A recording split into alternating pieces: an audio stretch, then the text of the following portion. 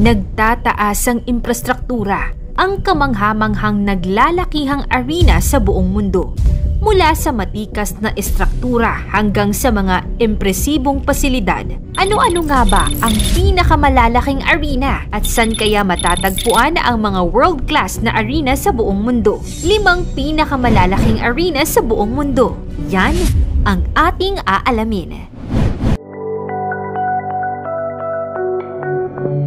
Pang-5, The United Center. Ang United Center na matatagpuan sa Chicago, Illinois ay isa sa mga pinakamahahalagang pasilidad sa kasaysayan ng sports at entertainment. Itinatag noong 1994. Ang pasilidad na ito ay nagsilbing tahanan para sa NBA team ng Chicago Bulls ng NHL team na Chicago Blackhawks. Ang pagpapalit nito sa dating Chicago Stadium ay nagdala ng bagong yugto ng kasaysayan para sa mga manlalaro at mga tagahanga. Isa itong puo kung saan nabuo ang mga pangarap at naganap ang mga makasaysayang kaganapan, partikular na sa panahon ng dominasyon ng Chicago Bulls sa ilalim ng pagtatanghal ni Michael Jordan. Sa paglipas ng panahon, ang United Center ay hindi lamang naging lugar para sa mga laban sa basketball at hockey, kundi nagiging sentro rin para sa masalimuot na palakaran ng kultura. Nagiging bahagi ito ng mahulay na buhay ng Chicago, kung saan naganap ang mga mahahalagang kultura sa kaganapan. Mga konsyerto at mga sikat na mga mang-aawit at iba't ibang pista. Ang pasilidad ay hindi lamang isang sports arena, kundi isang yugto ng pambansang kaganapan at pagtatanghal. Ang United Center bilang isang sentro ng sports at entertainment ay may kakayahan na mag-accommodate ng 23,500 na katao na nagbibigay daan para sa masiglang karanasan at pagtitipon. Patuloy itong naglilingkod bilang isa sa mga pangunahing venue sa lungsod ng Chicago. Nagtutok sa pagbibigay ng hindi malilimutang karanasan para sa lahat ng mga tagahanga ng sports at sining sa rehiyon. Pang-4, Stark Arena. Ang Stark Arena sa Belgrade, Serbia ay isang mahalagang pasilidad na may kahalagahan sa kasaysayan ng pambansang entertainment at sports. Itinatag ang arena noong 1991 bilang bahagi ng proyektong pang-infrastruktura para sa Universiade, isang pandaigdigang kaganapan ng palakasan para sa mga universidad. Sa paglipas ng mga taon, naging sentro ang Stark Arena para sa iba't ibang mga kaganapan, kabilang ang mga malalaking konsyerto, laro ng basketball at iba pang mga pampublikong pagtitipon. Nagsilbing saksi ang arena sa iba't ibang yugto ng kasaysayan, kasama na ang kaganapan ng sining, kultura at palakasan. Ang Stark Arena ay may kakayahan na mag-accommodate ng malalaking crowd na merong kapasidad na umaabot ng 24,300 na mga manonood.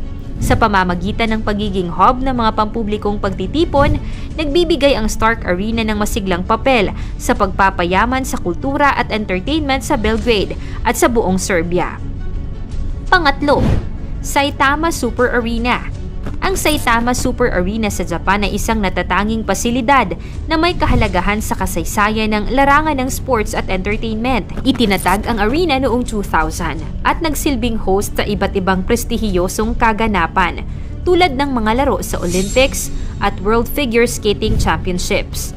Ang disenyo ng Saitama Super Arena ay nagsusulong ng adaptabilidad na maaaring baguhin ang kanyang sukat depende sa uri ng kaganapan, mula sa mas maliit na setting para sa mga intimated na mga konsyerto hanggang sa mas malaking venue para sa mga sports events. Isa itong pangunahing sentro para sa mga malalaking konsyerto at palabas sa Japan, kung saan kilala ito sa modernong arkitektura at teknolohiya. Ang kapasidad nito ay maaaring umabot sa higit 37,000 katao, depende sa kaayusan ng pagkakabukas na nagbibigay daan sa masiglang karanasan para sa mga manonood. Sa pamamagitan ng pagiging sentro ng sining, palakasan at entertainment, nagbibigay ang Saitama Super Arena ng makabuluhang kontribusyon sa kultura at ekonomiya ng Japan. Pangalawa, Paris La Défense Arena. Ang Paris La Défense Arena sa France ay isang kamangha-manghang pasilidad na hindi lamang sumasalamin sa modernong arkitektura at teknolohiya, kundi nagiging sentro din ng makabuluhang kaganapan sa larangan ng sports at entertainment. Ang arena na binuksan noong 2017 ay agad naging pangunahing venue para sa mga iba't ibang kaganapan. Naglalaman ng mga sports events, malalaking konsyerto, at iba't ibang entertainment shows. Isang pangunahing yugto ito sa pambansang larangan ng palakasan at sining sa France. Bilang tahanan ng kupunan ng rugby na Racing 92, ang Paris La Défense Arena ay naging sentro ng sigla at laban sa larangan ng rugby. Nagdadala ng karangalan sa kupunan at nakatutok sa masiglang pagsuporta ng mga tagahanga. Hindi lang ito isang pasilidad para sa sports, kundi isang plataporma din para sa sining at kultura. Ang arena ay ipinatayo malapit sa business district ng La Défense. Nagbibigay ng kahanga-hangang karanasan sa mga manonood sa pamamagitan ng world-class facilities nito at state-of-the-art na teknolohiya. Ang kapasidad ng Paris La Défense Arena na umaabot sa mga 40,000 katao ay nagbibigay ng malawak na espasyo para sa malalaking kaganapan at pagtitipon. Nagtataglay ng kakayahang mag-host ng mga pandaigdigang kaganapan bilang bahagi ng kultural at palakasan na landscape ng Paris. Naglalarawan ang arena ng yaman ng sining at palakasan sa lungsod. Nagdadala ng makabuluhang ambag sa pagpapayaman sa buhay ng mga mamamayan at mga bisita ng lungsod. Sa bawat kaganapan na ginaganap dito, ang Paris La Défense Arena ay nagbibigay buhay sa pangarap at nagtataglay ng diwa ng kaganapang pampubliko at pagkakaisa. At ang una, the Philippine Arena. Ang Philippine Arena na matatagpuan sa Bulacan ay isang hindi makakalimutang landmark sa kasaysayan ng Pilipinas. Binuksan ito noong 2014 bilang sentro para sa iba't ibang kaganapan, kabilang ang mga malalaking konsyerto, sports events at religious gatherings.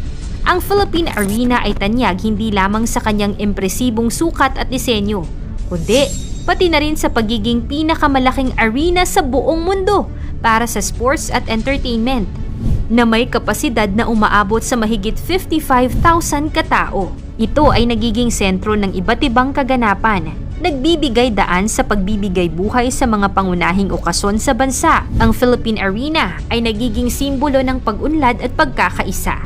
Naglilingkod bilang pambansang venue para sa mga pangunahing kaganapan na nagpapakita ng yaman at kultura at pagkakakilanlan ng Pilipino.